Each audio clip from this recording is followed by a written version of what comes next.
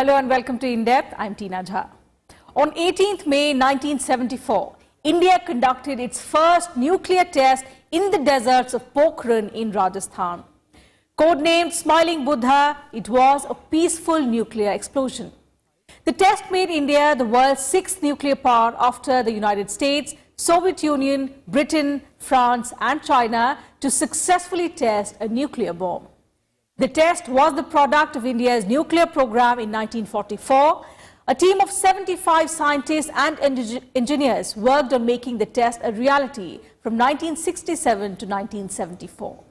The test caused widespread outrage, not only because it caught the world by surprise, but also because India is not a permanent member of the United Nations Security Council. The United States of America blocked aid to India and imposed numerous sanctions on the country. The device tested was a fission device that caused no release of radioactivity in the atmosphere. Since then, however, although India has still not joined the 1970 Nuclear Non-Proliferation Treaty, it has signed a nuclear deal with the United States. The rest of the world has also accepted India's status as a responsible nuclear power. Today, we revisit the momentous occasion and also take a look at the progress India has made on the path to nuclear self-reliance.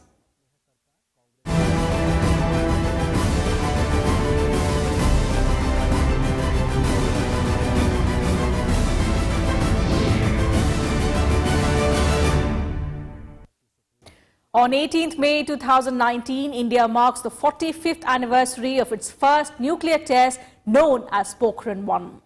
It was on this day in 1974 on Buddha Jayanti. The bomb was detonated on the army base, Pokhran Test Range in Rajasthan by the Indian Army under the supervision of several key Indian generals. Described by India as a peaceful nuclear explosion, this test was carried out underground and codenamed Smiling Buddha. Let's take a look into the events leading up to the 1974 weapon test and the events that followed in the later years.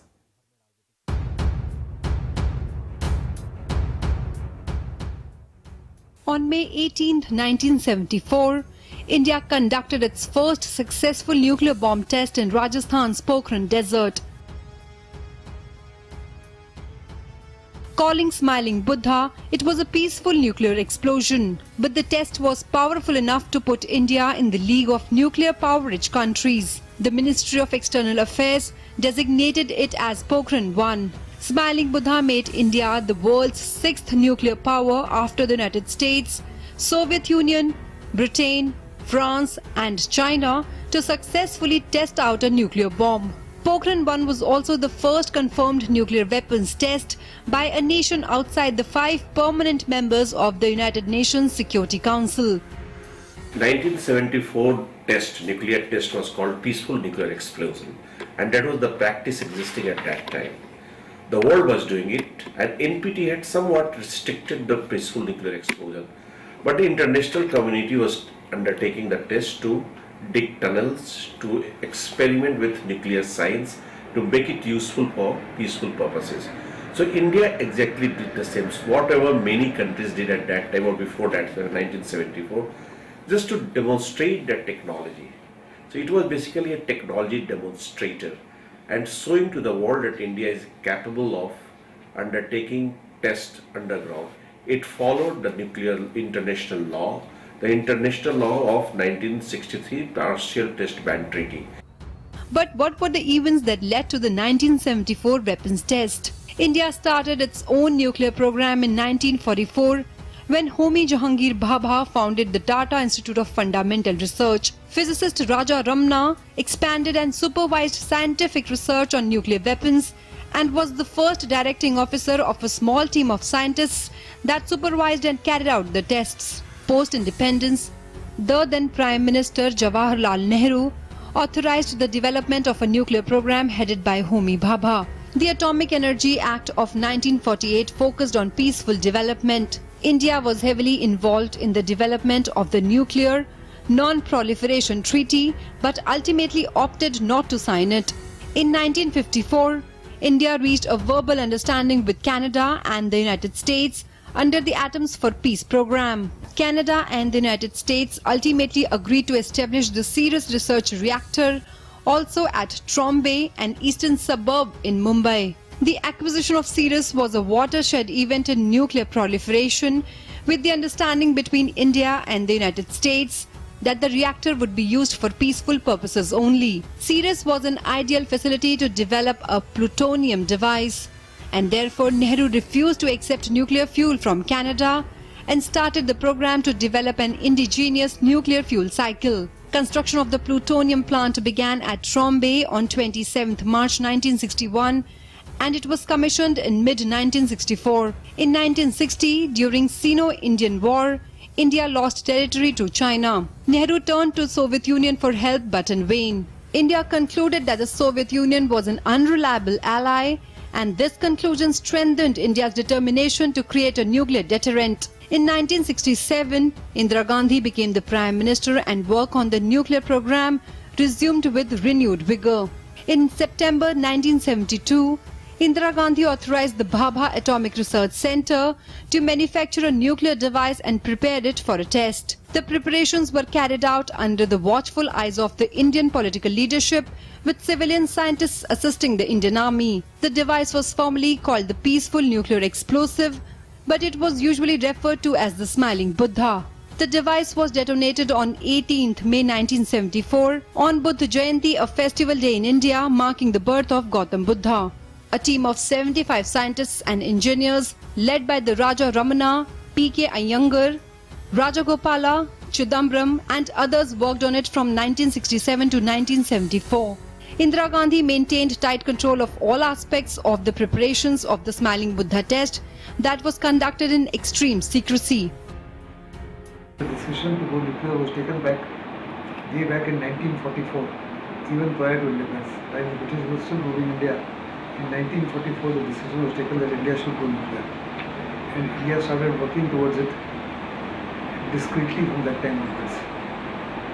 Once India became independent, Nehru tasked at that time Bhabha to start working towards the Indian atomic.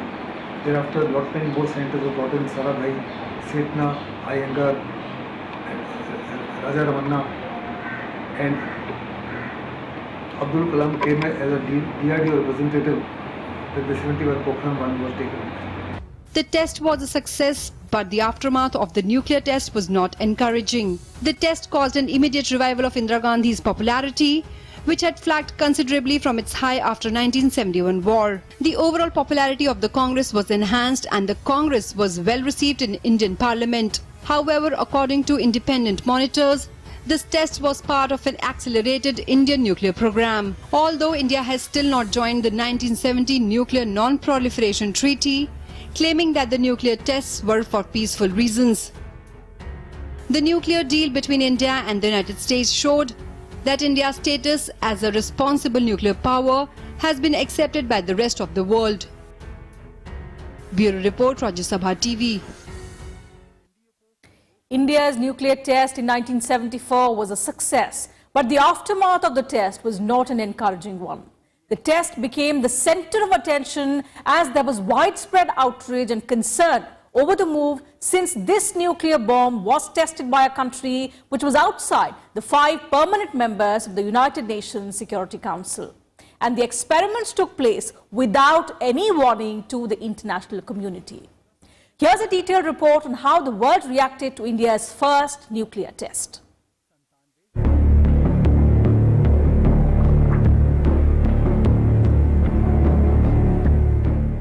With Smiling Buddha, India became the world's 6th nuclear power after the United States, Soviet Union, Britain, France and China.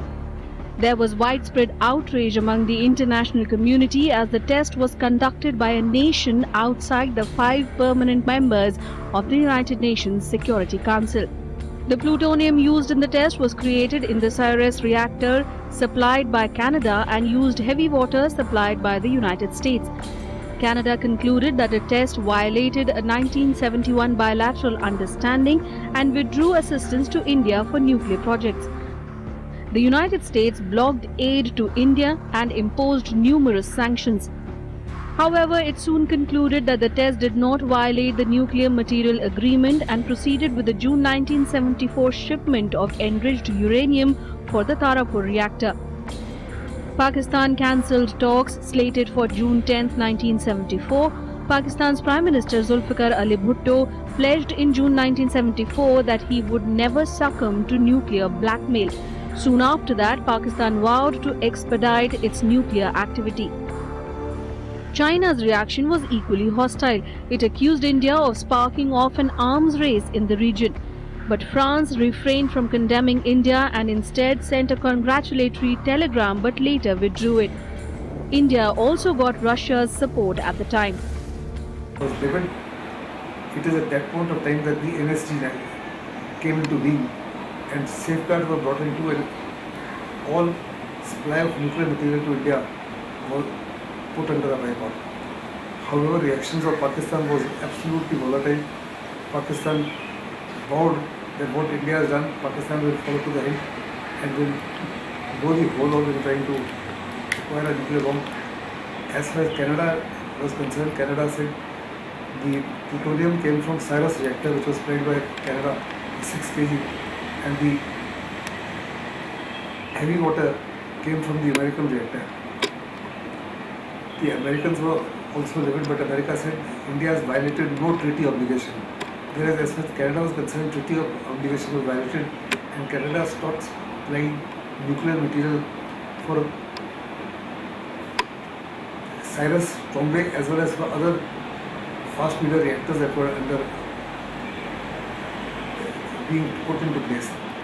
France was initially very happy that India went nuclear, issued a congratulatory letter, telegram, but under international pressure withdrew the telegram, but did not put any sort of a restriction on India or blockages. As far as Israel etc. was concerned, continued to be friendly. Soviet Union, the reaction was that of a friend, because if you recall, in the 71 war there was the Indo-Soviet friendship treaty that was signed. Soviet Union at that point of time was virtually a strategic ally. The Nuclear Suppliers Group or NSG was formed in reaction to the Indian tests to check international nuclear proliferation. The Nuclear Suppliers Group severely affected India's nuclear program, imposing technological embargo on India and Pakistan that was racing to weaponize itself with nuclear power.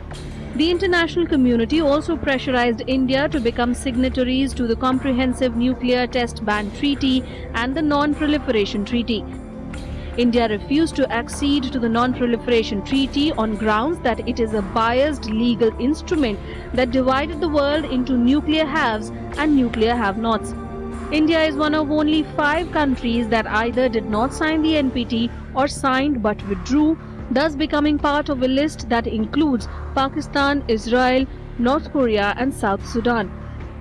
So immediately countries reacted bilaterally, multilaterally, and some international organizations were also activated. First, the most important and the most significant development which had taken place at that time was the making public of Jangar Committee, which was otherwise existing secretly. So the guidelines were made public.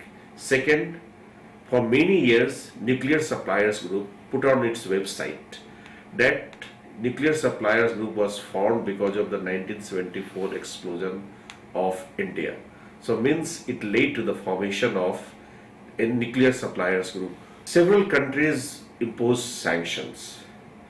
We were denied supply of uranium. Our Tarapur was denied supply of uranium. United States enacted its law that is called Nuclear Non-Proliferation Act. It was enacted because of India's 1974 tests. Then France withdrew, Canada withdrew, several countries withdrew. Again, India was put under question. India was questioned in International Atomic Energy Agency and in the United Nations, where our representatives said very clearly that this test was not meant to shatter the Non-Proliferation Treaty. Non-Proliferation Treaty will collapse or prosper on its own merit and demerit. So India had no intention, it just wanted to demonstrate its technology, and it wanted to use this technology for its peaceful program. Since CTBT's inception in 1996, India has had a number of reservations about it. While it has stood by its demand for a nuclear weapons-free world, various principled, procedural, political and security concerns have stood in the way of its support for the CTBT. For these reasons, India has restrained itself from taking part in the treaty. India's future with the CTBT and NPT is still unwritten, but there are opportunities for it to be re-engaged and renewed. With inputs from Astha Kulshresht, Bureau Report, Rajya Sabha TV. The Pokhran 2 test refers to India's second round of nuclear tests that were conducted at Pokhran 20 years ago. Although the test was based on the principle of using nuclear power for peaceful means, it too was greeted with a spate of international sanctions.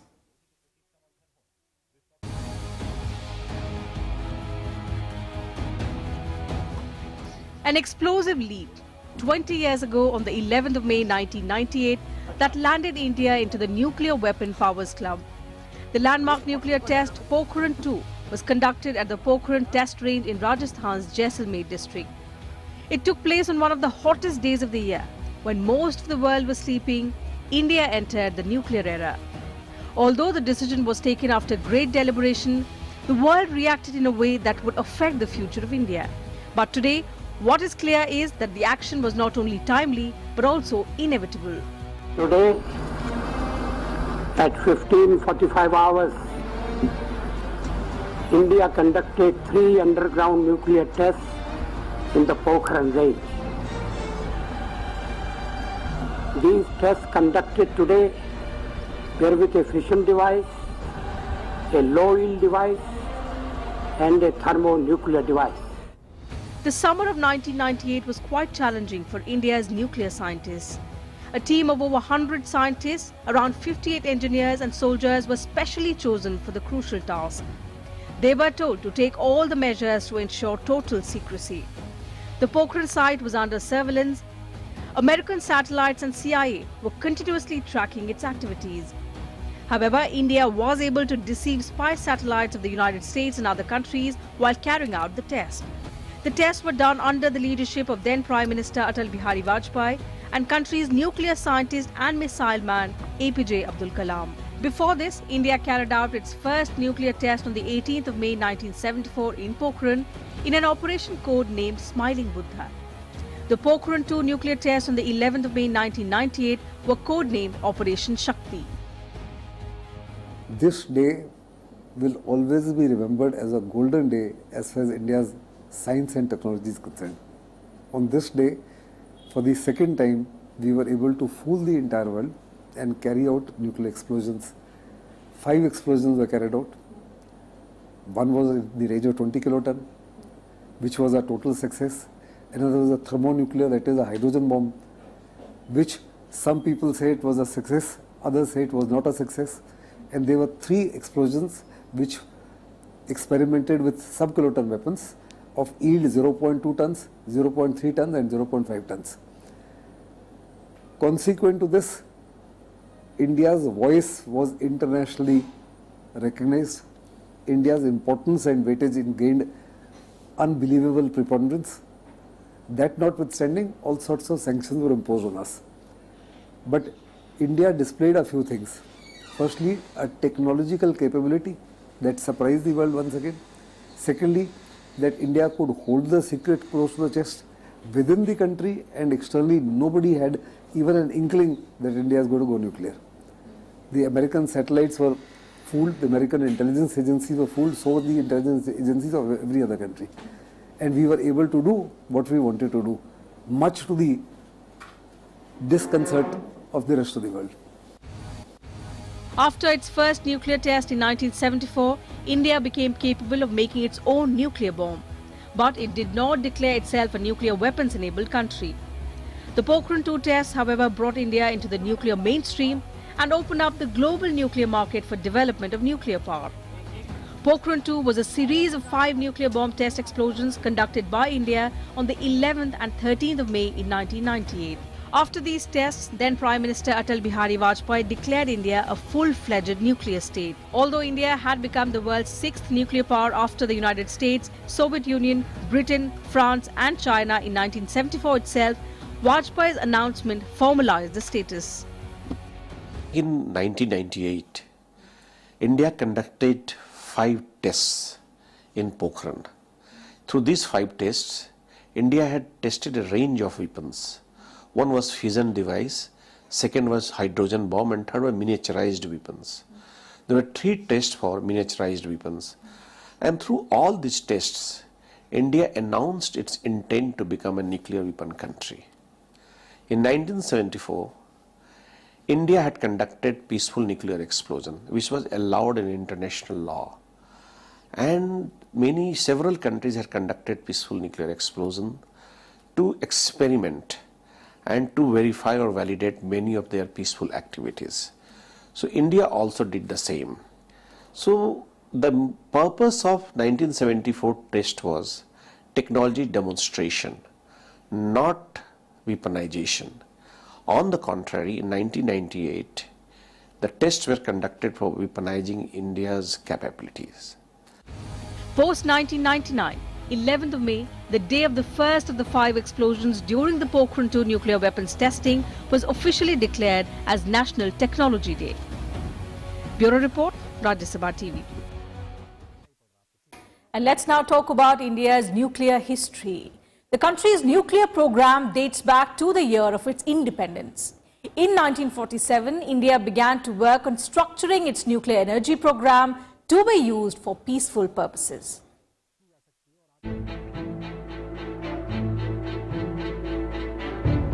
India's first Prime Minister, Jawaharlal Nehru's keen interest in heavy industries, energy institutions and scientific development led to the formation of Atomic Energy Commission in 1948 to meet the country's energy requirements. It also set in motion development of India's nuclear policy program. The Department of Atomic Energy was established in 1954 to implement India's nuclear policy. In 1957, India established the first nuclear research center in Trombay near Mumbai. 10 years later, the center was rechristened as Bhabha Atomic Research Center. BARC is India's top national institute of research and development on nuclear energy in the country.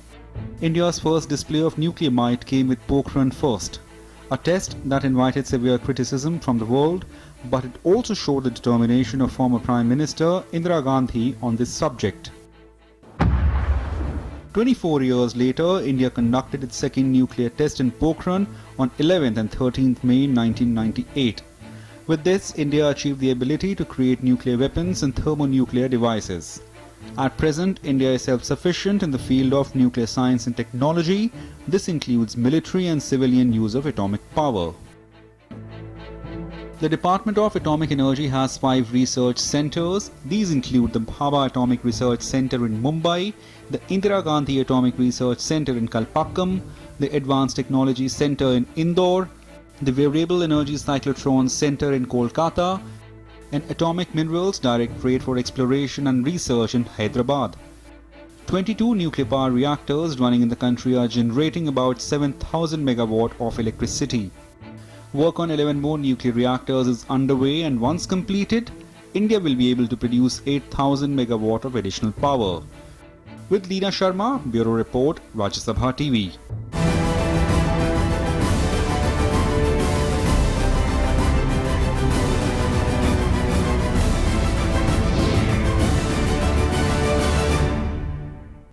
Well, that's it from us in today's edition of In Depth. We'll be back same time on Monday with a focus on some other important subject. You can also watch our program online on YouTube and Twitter. And don't forget to send your feedback and suggestions about our program. Thank you very much for your time.